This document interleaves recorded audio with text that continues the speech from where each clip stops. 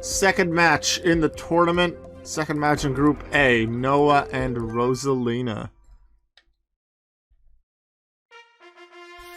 They saw in the previous match a tie happen, so whoever wins between these two trainers takes the lead in Group A after the first match day.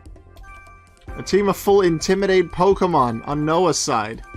Rosalina has chosen to take some very low base total Pokemon. Start with Wurmple and Cascoon. A slightly below average Apom, a bit above average Fione, and then two big legendaries in Heatran and Rayquaza.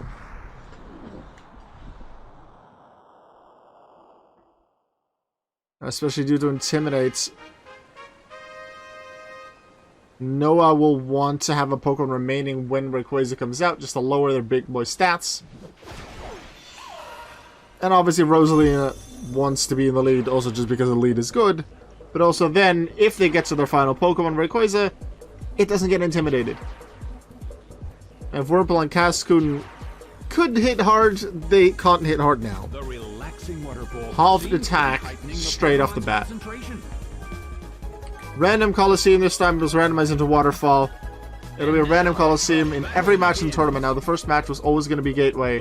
The finals will be in a Stargazer Coliseum. The rest is random.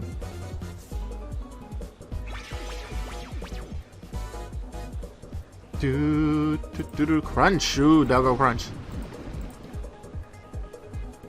Nom nom nom nom nom. Not quite a KO. In the first match we saw KO turn 1 without a Pokemon even being able to attack. Wurmple actually survives this one. Never mind! It technically used an attack, but it's still down before turn 1 is over. Alright, I guess we're already sending an Apom. Not a great start for Rosalina, but at least it was their lowest base out total Pokemon. This Cascoon looks so much like Silcoon due to its shiny coloring. It should have been green. Shiny Cascoon is supposed to be green. I don't understand why is this very tiny bit of greenish version of the Silcoon.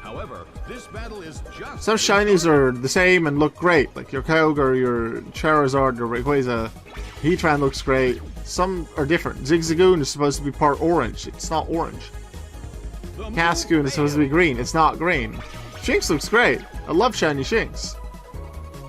But Rosalina wanted their Cascoon to be shiny, quite possibly because they wanted the green Cascoon, but that's not the color it has in PBR for some reason.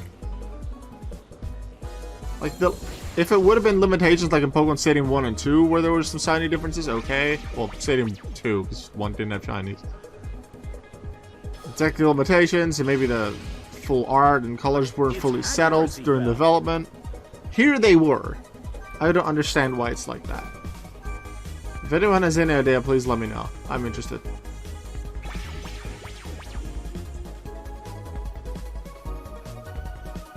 Beat up.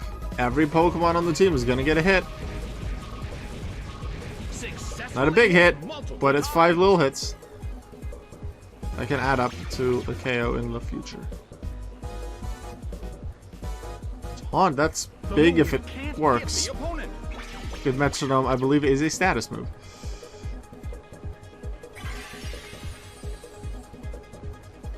Probably didn't work because of the lowered accuracy from earlier.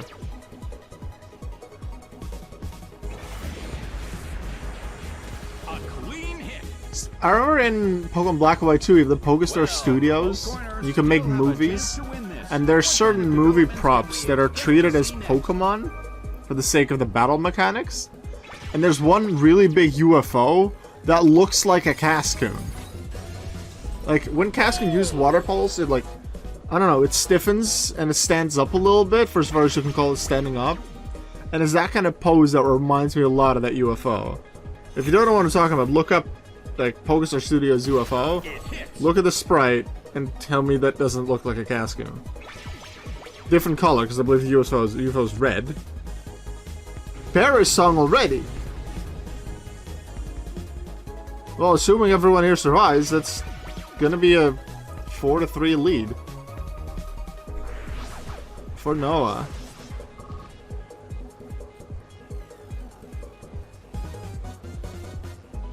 The countdown of the Perish song has begun.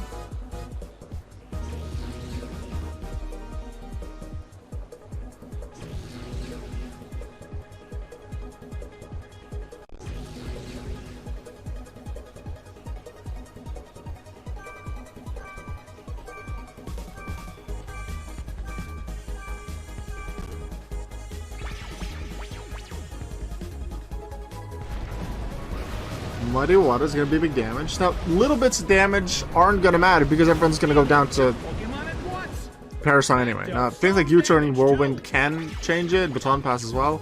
Do you Baton Pass a Parasong? I'm not sure. It didn't do anything. But assuming there's no switching like through U-Turn and Whirlwind, you do still want to try and KO an opponent? Because let's say A-Pump goes down, and then after that turn there's still at least one turn of Parasong to go. Then you have the opponent has that turn to damage what comes in. In this case that'd be Fiona. Okay, Snubble's done. We'll use that as the example. I believe there's 2 turns of Parasong left at the end of this turn. Pokemon number 3 that comes in, I believe that's Growlithe. Rosalina now has 2 turns to go damage Growlithe, because Shinx is going to go down anyway. There isn't too much need to take down Shinx. If they could have chosen their attack target, which obviously they can't, but if they could, they would want to hit Growlithe, because Growlithe stays in the fight after these 2 turns. Shinx is gonna go down anyway, so that way, when the next 2 Pokemon on Rosalina's side come in, Who will become the victor? Fiona and Heatran, they have a bit of an easier time because Growlithe will already be damaged. Another reason why KOs are good, actually yeah, why KOs are good before Parasong runs out. Ooh, that's big on the Growlithe. It's good because now Intimidate affects the Pokemon that are going to be taken out anyway. It's big on the Growlithe, big on the Shinx as well.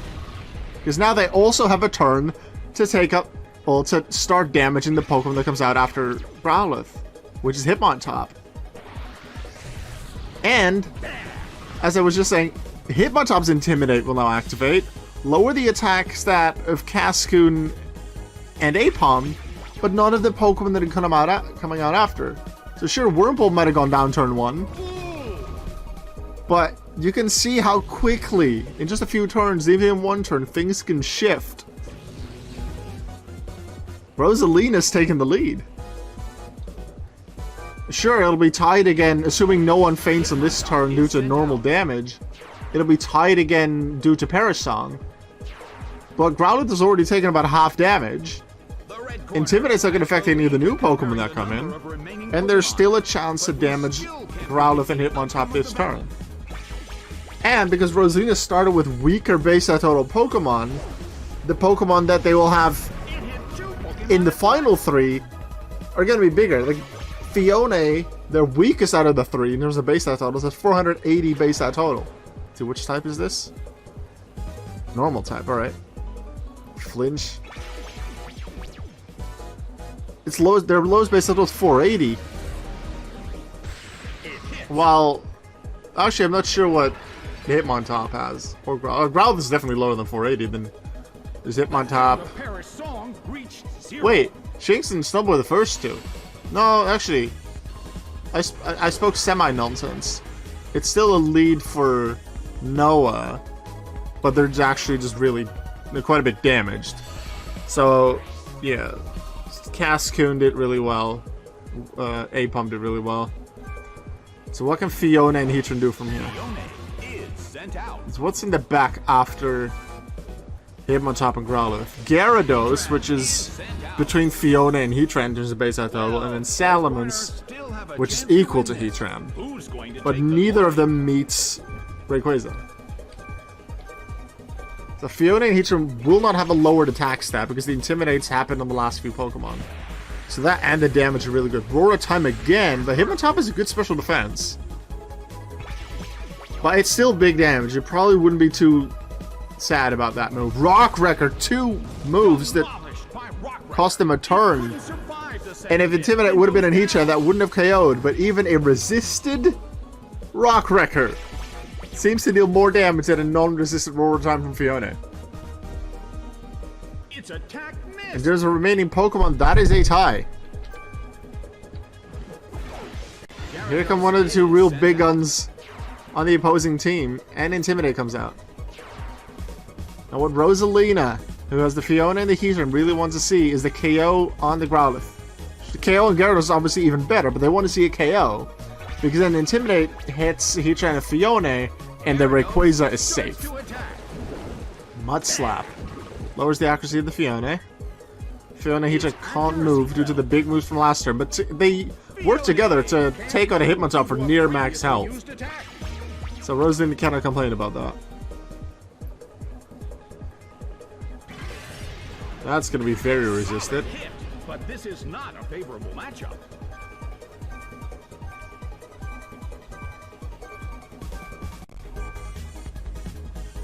Gyarados is the fastest out of the four. And we see Pluck, which is a pretty strong move for Gyarados, especially considering its flying type.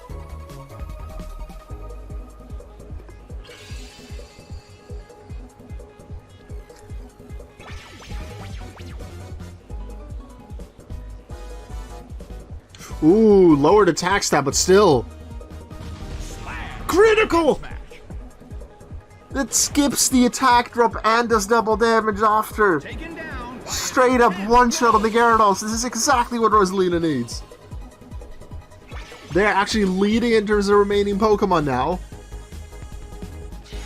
They have a Rayquaza still full health in the back that was going to be bigger than the Salamence.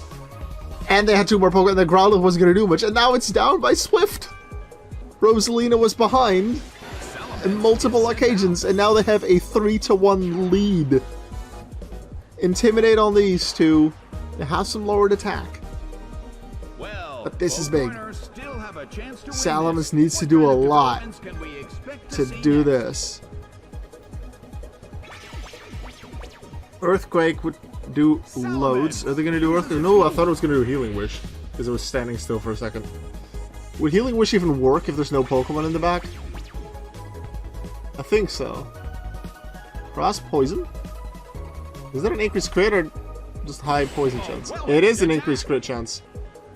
So it again ignores that. Wait, Head Smash is 80% accurate and Fiona was on an accuracy drop due to Mud Slap. And then it hit a crit, which is a 1 in 16 chance. Talk about luck.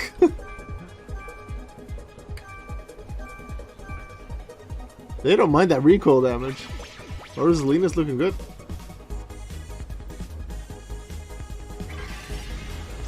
But this is not a favorable matchup.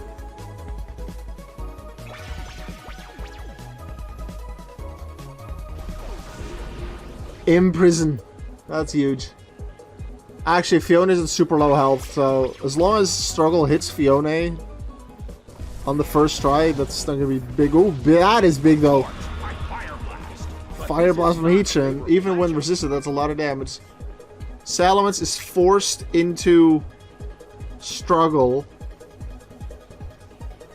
It's gonna take itself out this turn because it's 40 HP remaining, 25% health of max health damage. Its damage, its recoil damage is gonna be 42. Even if it hits, it wants to hit Fiona at this point to make sure it's a 2-0 loss, not a 3-0. But that doesn't happen. Recoil is gonna take it out. Unbelievable. The Pokemon that just used the move went down. That's it. Fire Blast made sure that Imprison mattered so much, even on a low HP Pokemon. Corner has won the game. And our first winner of the tournament in a match. Now the winner of the entire tournament, we haven't gotten to that point yet, we just started, is Rosalina. A 3-0 win because Rayquaza was never needed. That just shows you can be behind in a match and still win a 3-0. Metronome can do a lot.